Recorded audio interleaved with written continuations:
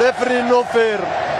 ظالم ظلم مبين. Não vale a pena. E é uma questão que eu estou completamente acostumado. Há uns que gostam mais, uns... অবশেষে football দুনিয়ার সবচেয়ে বড় পর্দা উন্মোচিত হলো, কিন্তু এর পেছনে লুকিয়ে থাকা কালো সত্যটি কি তা আমরা দেখতে পাচ্ছি। আজ কথা বলবো এমন এক ম্যাচ নিয়ে যা ফুটবল ইতিহাসের পাতায় কালো অধ্যায় হিসেবে লেখা থাকবে।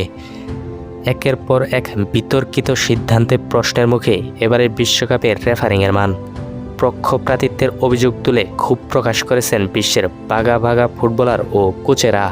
কিন্তু এসব সিদ্ধান্ত কি শুধুই ভুল নাকি নির্দিষ্ট কোনো দলকে সুবিধা দেওয়ার গোপন পরিকল্পনা? এমন প্রশ্ন এখন কোটি কোটি ফুটবলার প্রেমীদের মনে। আর এই অন্যায় রেফারিংয়ের বিরুদ্ধে এবার সরাসরি মুখ খুললেন Portuguese superstar Cristiano Ronaldo. FIFA প্রেসিডেন্টের বিরুদ্ধে তদন্তের দাবি জানিয়ে তোলপাড় সৃষ্টি করেছেন CR7।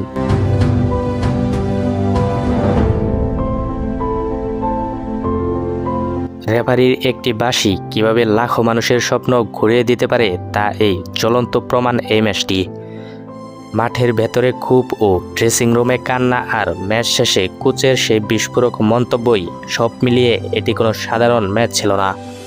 ফুটবল কি আসলেই মাঠে খেলা হচ্ছে নাকি এর স্ক্রিপ্ট আগে থেকে টেবিলের উপর লেখা হয়ে যায়? আজ আমরা সেই সত্য অনুসন্ধান করব যা ফিফা কখনোই প্রকাশ করেনি।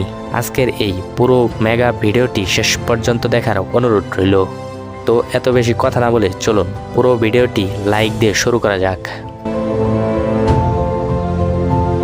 স্টেডিয়ামে তখন হাজার হাজার দর্শকের গর্জন। একদিকে বর্তমান বিশ্ব চ্যাম্পিয়নদের অহংকার, অন্যদিকে ইতিহাস গড়ার স্বপ্ন নিয়ে মাঠে নামা এক আন্ডারডগ দল। ম্যাচের শুরু থেকেই বাতাস ভারী হয়ে উঠেছিল এক অদ্ভুত উত্তেজনায়। সবাই জানতো লড়াইটা সহজ হবে না, কিন্তু কেউ ভাবেনি মাঠের রেফারি নিজেই ম্যাচের ভাগ্যবিধাতা হয়ে উঠবেন। প্রথমার্ধেই খেলা যখন শুরু হলো তখন থেকেই মাঠের প্রতিটি কর্নারে ছড়িয়ে পড়ছিল বারুদ। আক্রমণ পাল্টা আক্রমণে ম্যাচ জমে উঠলেও হঠাৎ করেই যেন বাতাসে মুড ঘুরে যেতে শুরু করলো। রেফারি প্রথম থেকেই এমন কিছু সিদ্ধান্ত নিচ্ছিলেন যা গ্যালারিতে থাকা দর্শকদের মনে সন্দেহের বীজ বুনে দিচ্ছিল।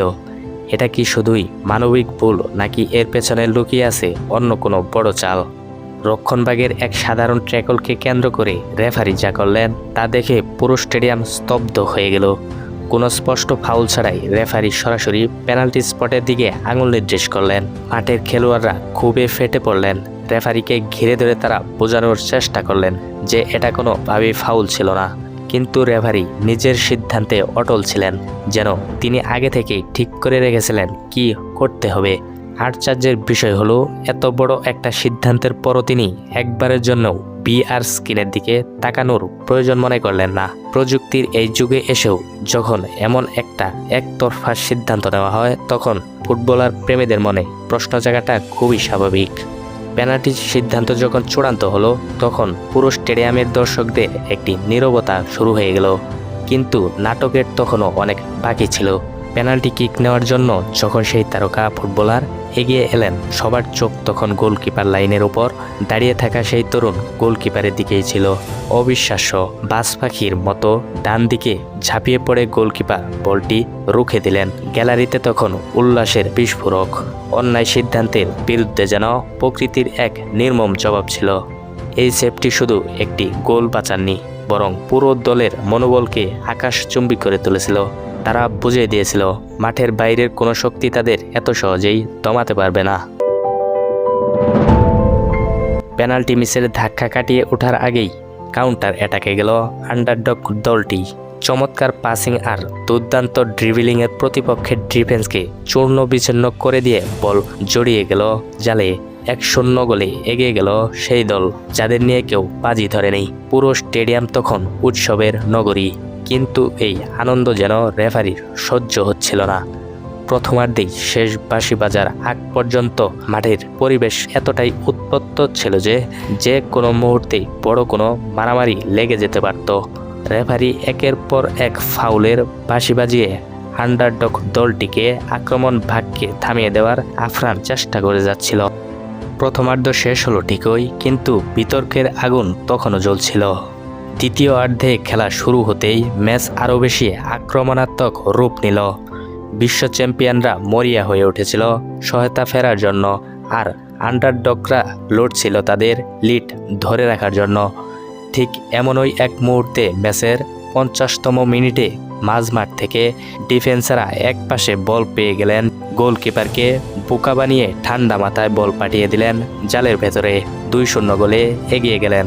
ধারাভাষ্যকাররা চিৎকার করে উঠলেন, সমর্থকেরা আনন্দে মেতে উঠলেন। সবাই ভেবেছিল ম্যাচটা হয়তো এখানেই শেষ, ইতিহাস গড়তে চলেছে এই ছোট্ট দলটি। কিন্তু তারা জানতো না মাঠের আসল খলনায়ক তখনও শেষ চালটি চালে নেই।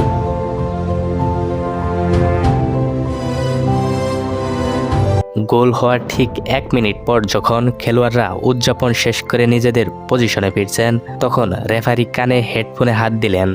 পুরো স্টেডিয়ামে আবার নীরবতা। ডিআর রুম থেকে সংকেত এসেছে, রেফারি ধীরে ধীরে আবার মাঠের পাশের স্ক্রিনের দিকে এগিয়ে গেলেন। রিফ্লেতে দেখা যাচ্ছিল গোলের প্রায় 1.5 মিনিট আগে একটি অত্যন্ত সাধারণ শারীরিক কন্ট্রাক্ট হয়েছিল। ফুটবল বিশেষজ্ঞরা যেখানে বলছেন এটা কোনোভাবেই ফাউল নয়, সেখানে রেফারি স্ক্রিনের সামনে দীর্ঘ সময় দাঁড়িয়ে রইলেন এবং অবশেষে মাঠের ভেতরে এসে 2 হাত দিয়ে ক্রস চিহ্ন দেখালেন। গোল বাতিল। পুরো স্টেডিয়াম অপমানে আর খুবই চিৎকার করে উঠল। ফুটবল ইতিহাসের অন্যতম বিতর্কিত গোল বাতিলের ঘটনাটি ঘটে গেল চোখের সামনে।